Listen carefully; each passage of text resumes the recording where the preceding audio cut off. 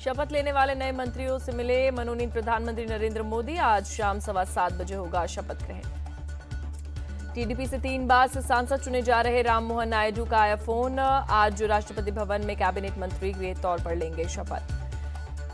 TDP सांसद राममोहन नायडू का बयान, बोले आंध्र प्रदेश का विकास करना हमारा लक्ष्य, मोदी की सहायता से आंध्र प्रदेश को आगे बढ़ाएंगे।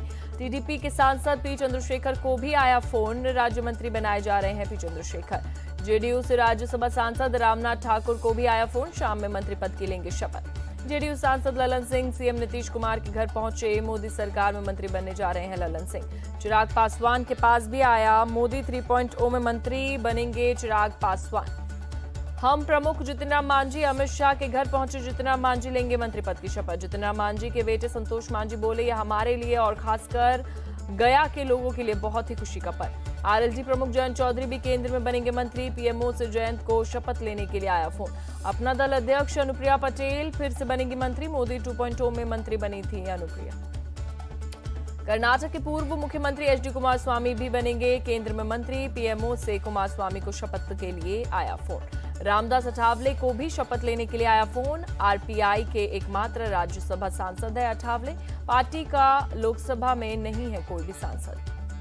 शपथ के लिए कॉल आने पर बोले रामदास अठावले, मुझे जो भी पोर्टफोलियो मिलेगा उसे जिम्मेदारी के साथ निभाऊंगा।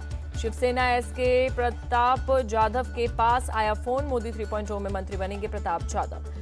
बीजेपी की रक्षा खड़से भी लेंगी मंत्री पद की शपथ। महाराष्ट्र के रावेर सीट्स पर लगाई है जीत की हैट्रिक। एकनाथ खड़से की बहू है रक्षा खड़से।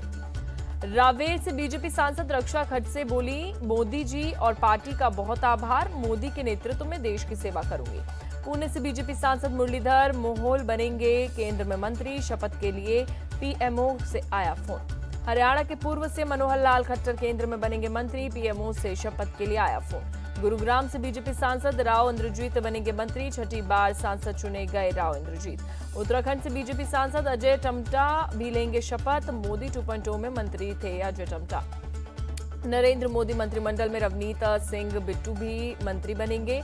लुधियाना से बीजेपी के टिकट पर लड़े थे बिट्टू। वेस्ट दिल्ली की एमपी कमलजीत सहरावत को आया फोन। मोदी 3.0 में मंत्री बनेगी कमलजीत सहरावत। जॉर्ज कुरियन भी मंत्री बनेंगे। केरल से बीजेपी नेता है कुरियन।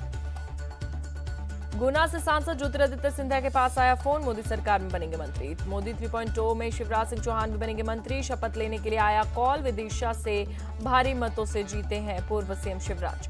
शिवराज सिंह चौहान बोले, देश का सौभाग्य है कि मोदी जी तीसरी बार शपथ ले रहे हैं। विकसित भारत का संकल्प पूरा होगा, देश विश्व गुरु बनेगा। तेलंगाना बीजेपी अध्यक्ष जी किशन रेड्डी और बंडी संजय कुमार मोदी सरकार में बनेंगे मंत्री। शपथ के लिए पीएमओ से आया फोन। अश्विनी वैष्णव को भी शपथ लेने के लिए आया कॉल। मोदी 2.0 में रेल मंत्री थे अश्विनी वैष्णव। गिरिराज सिंह फिर से मोदी सरकार में बनेंगे मंत्री। पीएमओ से शपथ के लिए आया कॉल। धर्मेंद्र प्रधान को ओडिशा के मुख्यमंत्री का ताज नहीं, केंद्र में फिर मंत्री ही बनेंगे प्रधान। मंत्रियों की लिस्ट में अभी तक अनुराग ठाकुर का नाम नहीं। इस बार मोदी मंत्रिमंडल से हटाए जा सकते हैं अनुराग ठाकुर। पिछले सरकार में थे सूचना एवं प्रसारण मंत्री। फिर मंत्री बनेंगे किरण रिजिजू। जितिन प्रसाद भी मोदी 3.0 मंत्रिमंडल का होंगे हिस्सा। गुजरात बीजेपी अध्यक्ष सीआर पाटिल लेंगे मंत्री पद की शपथ। नवसारी सीट से करीब 8 लाख वोटों के अंतर से मिली है जीत। गुजरात के भरूच से सांसद मनसुख वसावा होंगे प्रोटेम स्पीकर। नवनिर्वाचित सांसदों को लोकसभा में दिलाएंगे शपथ। शपथ ग्रहण समारोह से पहले नरेंद्र मोदी ने महात्मा गांधी को दी श्रद्धांजलि। राजघाट जाकर किया नमन। अटल स्मृति स्थल भी पहुंचे मनोनीत पीएम नरेंद्र मोदी। अटल बिहारी वाजपेयी को दी श्रद्धांजलि। शपथ ग्रहण समारोह से पहले वॉर मेमोरियल भी गए नरेंद्र मोदी। शहीद सैनिकों को दी श्रद्धांजलि। दिल्ली में कर्तव्य पथ पर मनोनीत प्रधानमंत्री नरेंद्र मोदी के लगे पोस्टर। शाम 7:15 पर तीसरी बार पीएम पद की शपथ लेंगे। दिल्ली पहुंचे श्रीलंका के राष्ट्रपति रानिल विक्रमसिंघे। मनोनीत पीएम नरेंद्र मोदी के शपथ ग्रहण समारोह में होंगे शामिल। दिल्ली पहुंचे मॉरिशस के प्रधानमंत्री प्रविंद कुमार जगन्नाथ। मनोनीत पीएम नरेंद्र मोदी के शपथ ग्रहण समारोह में होंगे शामिल। मालदीव के राष्ट्रपति मोहम्मद मुइज्जू दिल्ली पहुंचे। नरेंद्र मोदी के शपथ ग्रहण समारोह में होंगे शामिल। भूटान के प्रधानमंत्री दाशो शेरिंग तोब्गे दिल्ली पहुंचे। शपथ ग्रहण समारोह में होंगे शामिल। राष्ट्रपति भवन के भोज में भी शामिल होंगे विदेशी मेहमान और राष्ट्रपति द्रौपदी मुर्मू की ओर से डिनर का आयोजन किया गया। शपथ ग्रहण समारोह के लिए सुरक्षा के कड़े इंतजाम, ड्रोन पर बैन के साथ इलाके को नो फ्लाइंग जोन घोषित किया गया। G20 सम्मेलन के समय जैसी सुरक्षा। शपथ ग्रहण समारोह की सुरक्षा में पैरामिलिट्री की 5 कंपनियां तैनात, 500 सीसीटीवी से की जा रही निगरानी। दिल्ली पुलिस ने जारी की ट्रैफिक एडवाइजरी। शपथ ग्रहण समारोह पर बोले यूपी के मंत्री गिरीश चंद्र यादव, मोदी आज तीसरी बार पीएम पद की शपथ लेंगे। उनके नेतृत्व में भारत विकसित और आत्मनिर्भर बनेगा। यूपी सरकार में मंत्री जयवीर सिंह का बयान, बोले मोदी तीसरी बार पीएम पद की शपथ लेंगे, ये गर्व की बात है। जनता ने मोदी के काम पर लगाई मुहर। यूपी सरकार में मंत्री ओपी राजभर का बयान, बोले जनता ने नरेंद्र मोदी को तीसरी बार बहुमत दिया, खुश हैं कि मोदी तीसरी बार पीएम बनने जा रहे। कांग्रेस अध्यक्ष मल्लिकार्जुन खड़गे शपथ ग्रहण समारोह में शामिल होंगे। कल देर रात प्रहलाद जोशी ने फोन पर दिया था निमंत्रण। मध्य प्रदेश के पूर्व गृह मंत्री नरोत्तम मिश्रा ने कांग्रेस पर बोला हमला, कहा जो लोग पासिंग मार्क्स भी नहीं ला पाए वो पास होने वालों पर सवाल उठा रहे हैं। उद्धव गुट की सांसद प्रियंका चतुर्वेदी ने मनोनीत पीएम मोदी को दी बधाई, कहा उम्मीद है विपक्ष की आवाज को भी सुनेंगे।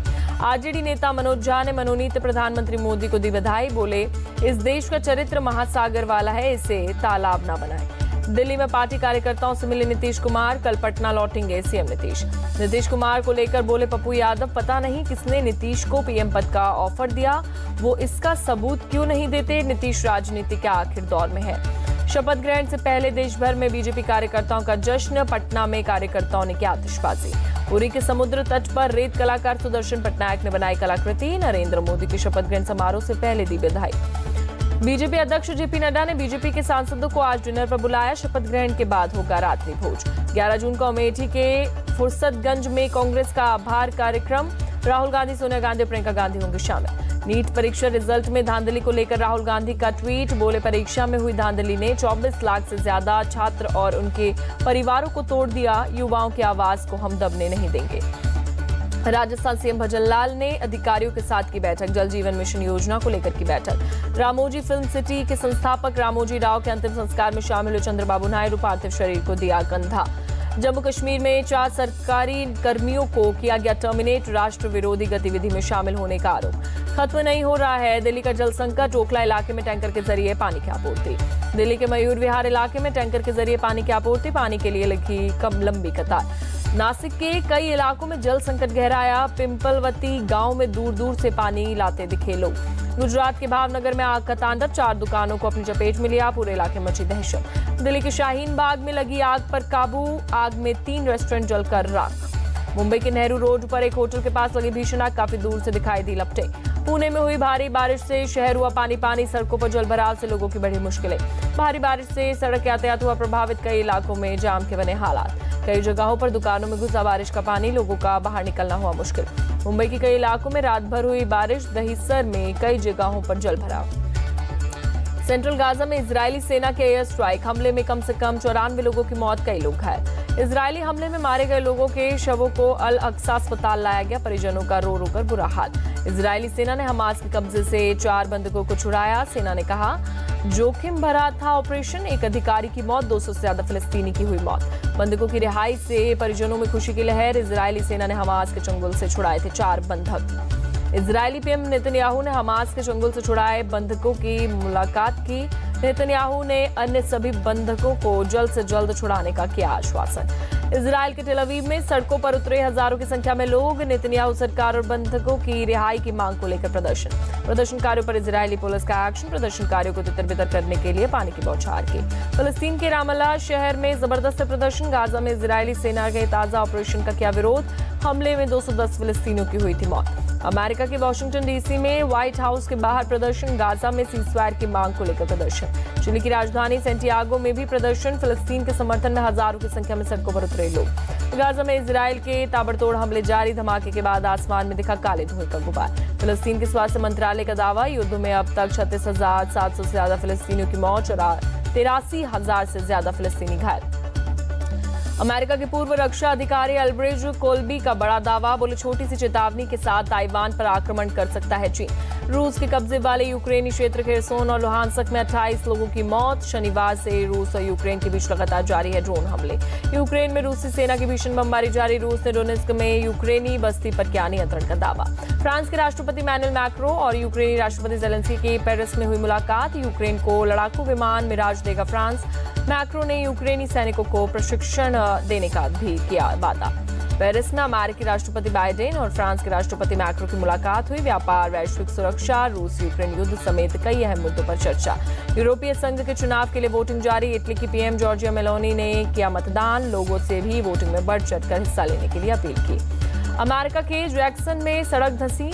मरम्मत के काम में जुटा प्रशासन। सड़क धंसने की वजह से नुकसान पर ड्रोन फुटेज आया सामने। पोलैंड की ईगा ने जीता फ्रेंच ओपन का खिताब। फाइनल में इटली की जैस्मिन को हराया। ईगा ने करियर का पांचवा ग्रैंड स्लैम जीता। टी20 विश्व कप में आज बड़ा मुकाबला। भारत और पाकिस्तान की होगी टक्कर। नासाउ में रात 8 बजे से खेला जाएगा मैच। टी20 वर्ल्ड कप में भारत पाकिस्तान के मैच को लेकर फैंस में दिखा उत्साह। कानपुर में क्रिकेट प्रेमियों ने भारत की जीत के लिए दुआ की। टी20 विश्व कप क्रिकेट में भारत का पल्ला भारी। दोनों के बीच 6 मुकाबलों में भारत ने 5 में दर्ज की जीत। पाकिस्तान को 1 मैच में मिली जीत। टी20 विश्व कप में दोनों टीमों ने खेले हैं एक मैच। भारत ने अपने पहले मैच में आयरलैंड को दी शिकस्त। पाकिस्तान अपना मैच अमेरिका के हाथों हार गया। भारतीय कप्तान रोहित शर्मा ने पिच को लेकर खड़े किए सवाल। कहा, हमारे खिलाड़ी ड्रॉप इन पिच से परिचित नहीं है। क्यूरेटर भी असमंजस में है कि पिच कैसा व्यवहार करेगी। रोहित शर्मा ने पाकिस्तान को लेकर दिया बयान। कहा, पाकिस्तान को हम कम नहीं आंक सकते। पाकिस्तान ने देख लिया होगा पिछले मैच में क्या गलतियां की। रोहित शर्मा ने कहा, एक कप्तान के तौर पर मुझे वर्तमान में रहना होगा। मैं सिर्फ एक खास ओवर के बारे में सोचना चाहता हूं, क्योंकि खेल एक ही ओवर में जीत या हार सकते हैं।